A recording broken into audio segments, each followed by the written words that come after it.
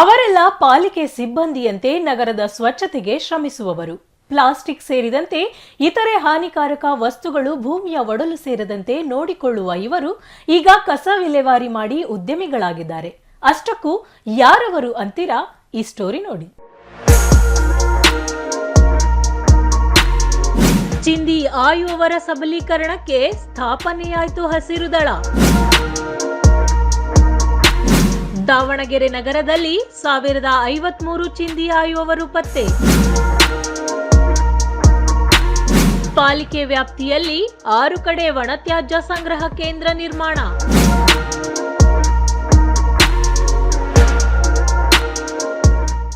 ಆಧುನಿಕತೆ ಬೆಳೆದಂತೆ ಹಳ್ಳಿಯಿಂದ ನಗರ ಪ್ರದೇಶಗಳಿಗೆ ವಲಸೆ ಬರುವವರ ಸಂಖ್ಯೆ ಹೆಚ್ಚಾಗಿದ್ದು, ನಗರಗಳು ದಿನದಿಂದ ದಿನಕ್ಕೆ ಬೃಹದಾಕಾರವಾಗಿ ಬೆಳೆಯುತ್ತಿವೆ.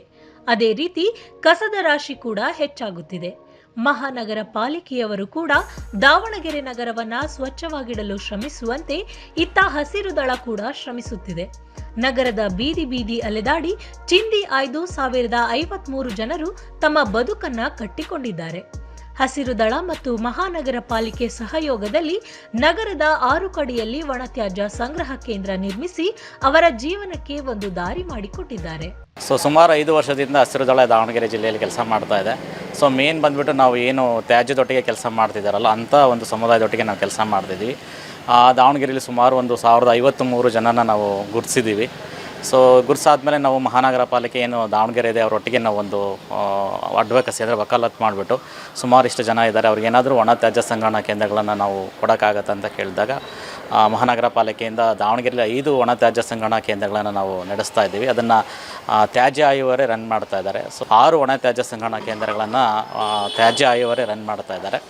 ಮೇನ್ ಬಂದ್ಬಿಟ್ಟು ಏನಾಗಿದೆ ಅಂದರೆ ನಗರದಲ್ಲಿ ಪೌರ ಕಾರ್ಮಿಕರು ಕೂಡ ಕೆಲಸ ಮಾಡ್ತಿದ್ದಾರೆ. ಹಾಗೆಯೇ ಕೂಡ ಈ ವೇಸ್ಟ್ ಸ್ಪೀಕರು ಏನು ಬೀದಿಗಳಲ್ಲಿ ಬಿದ್ದಿರೋಂಥ ವೇಸ್ಟನ್ನೆಲ್ಲ ಆರಿಸೋಂಥದ್ದು ಅದನ್ನು ಕೂಡ ಮಾಡ್ತಾಯಿದ್ದಾರೆ. ಅಂದರೆ ಒಂದು ನಗರದ ಸ್ವಚ್ಛವಾಗಿಡಬೇಕಂದ್ರೆ ಇವ್ರದ್ದು ಪಾತ್ರ ಬಹಳ ಪ್ರಮುಖವಾಗಿದೆ. ಒಂದು ಮೂಕ ಪರಿಸರವಾದಿಗಳ ಥರ ಇವರು ಕೆಲಸ ಮಾಡ್ತಾರೆ ಅಂತ ಹೇಳ್ಬೋದು. ಪಾಲಿಕೆ ಸಿಬ್ಬಂದಿಗಳು ನಗರದಾದ್ಯಂತ ಸಂಗ್ರಹಿಸುವ ಕಸದಲ್ಲಿ ಪ್ಲಾಸ್ಟಿಕ್ ಬಾಟಲ್, ಗ್ಲಾಸ್, ಹಾಲಿನ ಪ್ಯಾಕೆಟ್, ತೆಂಗಿನ ಚಿಪ್ಪು ಸೇರಿದಂತೆ 16 ಬಗೆಯ ಒಣಕಸವನ್ನ ವಿಂಗಡಿಸಿದ ಬಳಿಕ ಅದನ್ನ ಮಾರಾಟ ಮಾಡಿ ತಿಂಗಳಿಗೆ 15 ರಿಂದ 20 ಸಾವಿರದವರೆಗೂ ದುಡಿದು ಚಿಂದಿ ಆಯುವ ಮಹಿಳೆಯರು ಈಗ ಉದ್ಯಮಿಗಳಾಗಿ ಹೊರಹೊಮ್ಮಿದ್ದಾರೆ. ಒಣ ತ್ಯಾಜ್ಯ ಸಂಗ್ರಹ ಕೇಂದ್ರದಲ್ಲಿ ಒಬ್ಬ ಮಹಿಳೆ ಪ್ರತಿದಿನ 100 ರಿಂದ 110 ಕೆಜಿ ಒಣಕಸ ವಿಂಗಡಿಸುತ್ತಾರೆ.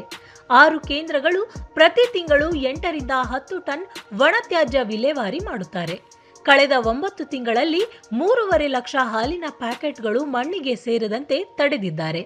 ಚಿಂದಿ ಆಯುವವರ ಅಭಿವೃದ್ಧಿಗೆ ನಗರದ ಡಿಸಿಎಂ ಟೌನ್ಶಿಪ್, ಜಿಲ್ಲಾ ಕ್ರೀಡಾಂಗಣದ ಆವರಣ, ಭಗೀರಥ ಸರ್ಕಲ್, ಎಂಸಿಸಿ ಎ ಬ್ಲಾಕ್ನ ಸೂಪರ್ ಮಾರ್ಕೆಟ್ ಸಮೀಪ, ವಿನೋಬ ನಗರದ ನರಹರಿ ಶೇಟ್ ಹಾಗೂ ವಿವೇಕಾನಂದ ಬಡಾವಣೆಯಲ್ಲಿ ಒಣತ್ಯಾಜ್ಯ ಸಂಗ್ರಹ ಕೇಂದ್ರ ನಿರ್ಮಾಣ ಮಾಡಲಾಗಿದೆ. ದಾವಣಗೆರೆ ಮಹಾನಗರ ಪಾಲಿಕೆ ವ್ಯಾಪ್ತಿಯಲ್ಲಿ 45 ವಾರ್ಡ್ಗಳಿದ್ದು ಕೇವಲ 6 ವಾರ್ಡ್ಗಳಲ್ಲಿ ಮಾತ್ರ ಕಾರ್ಯನಿರ್ವಹಿಸುತ್ತಿದ್ದು, ಉಳಿದ ಎಲ್ಲ ವಾರ್ಡ್ಗಳಲ್ಲಿ ತಲಾ 1 ಕೇಂದ್ರ ಸ್ಥಾಪಿಸಿ ಚಿಂದಿ ಆಯುವವರಿಗೆ ಅವುಗಳನ್ನು ವಹಿಸಿ ಅವರ ಸಬಲೀಕರಣಕ್ಕೆ ಪಾಲಿಕೆ ಮುಂದಾಗಬೇಕಿದೆ. ಚಿಂದಿ ಆಯುವ ಮಹಿಳೆಯರು ಈಗ ಉದ್ಯಮಿಗಳಾಗಿ ಹೊರಹೊಮ್ಮಿರುವುದಕ್ಕೆ ಸಾರ್ವಜನಿಕರು ಪ್ರಶಂಸೆ ವ್ಯಕ್ತಪಡಿಸಿದ್ದಾರೆ. ನಾವು ನಮ್ಮ ಅಪ್ಪಾಜಿಯರು ಸಣ್ಣರಿದ್ದಾಗೆ ವ್ಯಾಪಾರ ಮಾಡ್ತಿದ್ರು ಹಳ್ಳಿ ಮೇಲೆ ಐಸ್ ವ್ಯಾಪಾರ, ಹಣ್ಣು ಅದು ಹಾಕ್ಸ್ಕೊಂಡು ಹೋಗ್ತಿದ್ರು. ಬೀದಿಯಾಗೆಲ್ಲ ಇದೊಂದು ಸಣ್ಣ ಚೀಲ ತಗೊಂಡೋಗಿ ಪ್ಲಾಸ್ಟಿಕ್ಕು, ರೊಟ್ಟು, ಪೇಪರು ಅವೆಲ್ಲ ಸಿಗೋವೆಲ್ಲ ಆರಿಸ್ಕೊಂಡು ಅದನ್ನು ಹಾಕಿ ಅದರಲ್ಲಿ ಬರೋ ದುಡ್ಡನ್ನಾಗ ನಾವು ಜೀವನ ಮಾಡ್ಕೊಂಡು ಬಂದ್ವಿ. ಆಮೇಲೆ ಹಳ್ಳಿ ಮೇಲೆ ಬೀದಿಯಲ್ಲೆಲ್ಲ ಆರ್ಸಕ್ಕೆ ಹೋಗೋದಕ್ಕೆ ನೀವು ಕಳ್ತನ ಮಾಡೋಕ್ಕೆ ಬಂದಿರಾ, ನೀವು ಮನೆ ಬಾಗ್ಲಾಗಿಟ್ಟಿರೋ ಪಾತ್ರೆ ಅವನ್ನೆಲ್ಲ ತಗೊಂಡು ಹೋಗ್ತೀರಾ ಅಂತಂದೇಳಿ ಹಳ್ಳಿಯರೆಲ್ಲ ಜಗಳ ಮಾಡೋದು, ಹಿಡ್ಕೊಂಡು ಹೊಡ್ಯಕ್ಕೆ ಬರೋದು, ಆ ಥರ ಎಲ್ಲ ಮಾಡೋರು. ಆಮೇಲೆ ಇಲ್ಲಿ ಸಿಟಿಯಾಗ ಆರ್ಸಕ್ಕೆ ಹೋದರೆ ನೀವು ಅದು ಕಳ್ತನ ಮಾಡ್ತೀರಾ, ಇದು ಕಳ್ತನ ಮಾಡ್ತೀರಾ ಅಂತಂದೇಳಿ ಪೊಲೀಸ್ನವರೆಲ್ಲ ಬಂದು ಎಳ್ಕೊಂಡು ಹೋಗೋದು, ಅಷ್ಟು ದುಡ್ಡು ಕೊಡು, ಇಷ್ಟು ದುಡ್ಡು ಕೊಡು, ಬಿಡ್ತೀವಿ ಅಂತ ಹೇಳೋದು, ಆ ಥರ ಎಲ್ಲ ಮಾಡಕತ್ಬಿಟ್ರು. ಆಮೇಲೆ ಲ್ಯಾಂಡ್ ಫಿಲ್ಲಾಗೆ ಹಸಿರು ದಳದವ್ರು ಅಂತಂದೇಳಿ ಹಸಿರು ದಳದ ಸಿಬ್ಬಂದಿಗಳು ಬಂದರು ಎಲ್ಲರೂ.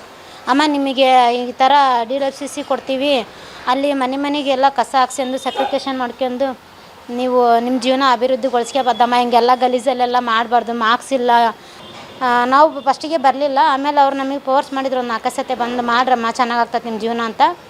ನಾವು ಬಂದ್ವಿ. ಆಮೇಲೆ ಸರ್, ನಾನು ಮುಖ್ಯವಾಗಿ ಹಸಿರು ದಳದ ಬಗ್ಗೆ ಆಲ್ರೆಡಿ ನಮ್ಮ ಮ್ಯಾನೇಜರ್ ಸರ್ ಹೇಳಿದ್ದಾರೆ. ಮತ್ತು ಅವ್ರು ಯಾವ ರೀತಿ ಬಂದರು ಲ್ಯಾಂಡ್ ಫಿಲ್ಲಿಂದ ಇಲ್ಲಿವರೆಗೂ DWCC ಸೆಂಟ್ರ್ವರೆಗೂ ಯಾವ ರೀತಿ ಬಂದರು ವೇಸ್ಟ್ ಪಿಕ್ಕರ್ಸ್ ಅನ್ನೋದನ್ನು ಗೀತಮ್ಮ ತುಂಬ ಚೆನ್ನಾಗಿ ಹೇಳಿದ್ರು. ಅವ್ರ ಕಷ್ಟಗಳನ್ನು ಹೇಳ್ಕೊಂಡ್ರು. ನಾನು ನಿಮ್ಮ ಒಂದು ಮೀಡಿಯಾದ ಪ್ರಕಾರ ಮೀಡಿಯಾ ಥ್ರೂ ನಾನು ಒಂದು ರಿಕ್ವೆಸ್ಟ್ ಮಾಡೋದೇನಪ್ಪ ಅಂದರೆ, ಹಸಿರು ದಳ ಸಂಸ್ಥೆ ಇವತ್ತು ವೇಸ್ಟ್ ಪಿಕ್ಕರ್ಸ್ಗಳಿಗೆ ಸಹಾಯ ಮಾಡಬೇಕು, ಅವರಿಗೆ ಒಂದು ಬೆಂಬಲವಾಗಿ ನಿಂತ್ಕೋಬೇಕು ಅಂತ ಹೇಳಿ ನಾವೆಲ್ಲರೂ ಕೆಲಸ ಮಾಡ್ತಾ ಇದ್ದೀವಿ. ನಮ್ಮ ಕೋ ಫೌಂಡರ್ ಆದ ನಳಿನಿ ಶೇಖರ್ ಅವರು ನಮಗೆ ಗೈಡ್ ಮಾಡ್ತಾ ಇದ್ದಾರೆ. ಬಟ್ ನಾನು ಹೇಳೋದೇನಪ್ಪ ಅಂದರೆ, ಯಾರೇ ಯಾವುದೇ ಸಂಸ್ಥೆ ಮಾಡಿದ್ರೂ ನಾಗರಿಕರು ಅವ್ರಿಗೆ ಸಪೋರ್ಟ್ ಮಾಡಬೇಕು. ಅವ್ರಿಗೂ ಒಂದು ಬದುಕಿದೆ, ಅವರು ಒಂದು ಜೀವನ ಶೈಲಿ ಇದೆ ಅನ್ನೋದನ್ನು ಅವ್ರಿಗೂ ಹೇಳ್ಕೊಡ್ಬೇಕು. ಯಾಕಂದರೆ ಲ್ಯಾಂಡ್ ಫಿಲ್ಲಲ್ಲಿ ಒಂದು ಪ್ರಾಣಿಗಿಂತ ಕಡೆಯಾಗಿ ಬದುಕ್ತಾ ಇದ್ದಂಥವ್ರನ್ನ ಇವತ್ತು DWCC ಸೆಂಟ್ರನ್ನ ಓಪನ್ ಮಾಡಿ DW ಸೆಂಟ್ರಲ್ಲಿ ಅವರು ಒಂದು ಓನರ್ ಆಗಿ ನಾವೆಲ್ಲರೂ ಅವರನ್ನು ಎಂಟರ್ಪ್ರಿನರ್ ಅಂತ ಕರಿತೀವಿ. ಯಾಕಂದರೆ ಉದ್ಯಮಿಗಳು ಅಂತ ಕರಿತೀವಿ. ಅವರನ್ನು ವೇಸ್ಟ್ ಪಿಕ್ಕರ್ ಅಂತ ಕರೆಯೋಕ್ಕೂ ನಮ್ಗೆ ಇಷ್ಟ ಇಲ್ಲ. ಸೊ ಅವರನ್ನು ಉದ್ಯಮಿಗಳು ಅನ್ನೋಂತಹ ಮಟ್ಟಕ್ಕೆ ತರಬೇಕು, ಅವ್ರ ಕೈ ಕೆಳಗೆ 4-5 ಜನ ಕೆಲಸ ಮಾಡಬೇಕು ಅನ್ನೋ ನಮ್ಮದು ಹಸಿರು ದಳದ ಒಂದು ಉದ್ದೇಶ ಇರೋದ್ರಿಂದ ಅವ್ರು ಆ ಥರ ಆಗಬೇಕು. ಅದಕ್ಕೆ ನಾಗರಿಕರ ಸಪೋರ್ಟ್ ಬೇಕು ಅಂತ ಈ ಮೂಲಕ ಕೇಳ್ಕೊತೀನಿ ಸರ್. ಒಟ್ಟಿನಲ್ಲಿ ಮನಸ್ಸಿದ್ದರೆ ಮಾರ್ಗ ಎನ್ನುವಂತೆ ಚಿಂದಿ ಆಯು ಅವರು ತಿಂಗಳಿಗೆ ಸಾವಿರಾರು ರೂಪಾಯಿ ಸಂಪಾದನೆ ಮಾಡಿ ಘನತೆಯಿಂದ ಜೀವನ ಸಾಗಿಸುತ್ತಿರೋದು ಇತರರಿಗೆ ಸ್ಫೂರ್ತಿದಾಯಕವಾಗಿರೋದಂತೂ ಸತ್ಯ. ಕ್ಯಾಮ್ರಾ ಪರ್ಸನ್ ಮಂಜುನಾಥ್ ಜೊತೆ ಭೀಮ್ ನಾಯಕ್, ಒನ್ ಕನ್ನಡ ನ್ಯೂಸ್, ದಾವಣಗೆರೆ.